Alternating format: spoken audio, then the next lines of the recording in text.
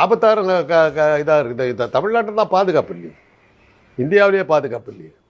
அப்புறம் அவங்க ரசிகர்கள்லாம் கூட்டிகிட்டு மலேசியாவில் கூட்டு போய் அவர் ஸ்க்ரீன் பண்ணி அங்கே காட்டுவார் படத்தை.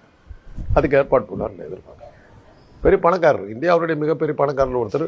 15 கோடி வாக்காளர் இவங்க உறுப்பினர்களே அவர் கூட்டிகிட்டு போய் அங்கே மலேசியாவில் காட்டுவார். ஆக ஜனநாயகம் படம் மலேசியாவில் ரிலீஸ் ஆகும், மலேசியாவில் தான் போய் பார்க்கணும். ரசிகர்கள் யாரும் வந்து தொல்லை பண்ணக்கூடாதுன்னு தான் மலேசியாலே வைக்கிறாங்க. அதை தான் நாங்கள் தான் சொல்கிறோமே.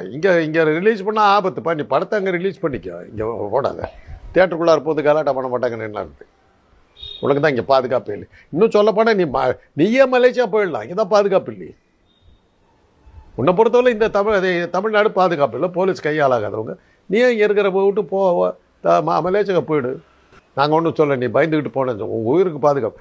ஒரு சின்ன சம்பவம் நடந்தது, துண்டை காணும் துணியை காணுன்னு எகிரி குதிச்சு ஓடி போய் 1.5 மாதம் வெளியில் வராதா வேற நீ மற்றவங்கள பார்த்து பயந்துட்டு ஓடி போயிட்டாங்க. 1.5 மாதமாக எங்கே பார்த்த? இப்போ இன்னும் கூட அசரீதியாக தான் கேட்டுக்கிட்டு இருக்குதே ஓடி ஆளை காணுமே வெளியில் தலையை காட்டி.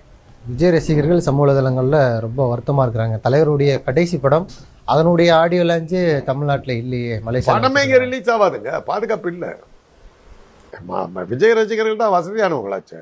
விஜய்க்காக புள்ள செத்தாலும் பரவாயில்ல, புருஷன் செத்தாலும் பரவாயில்லன்னு சொல்கிற ரசிகர்களாச்சே. நீங்கள் அங்கே போய் பார்க்க வேண்டியதுதான்.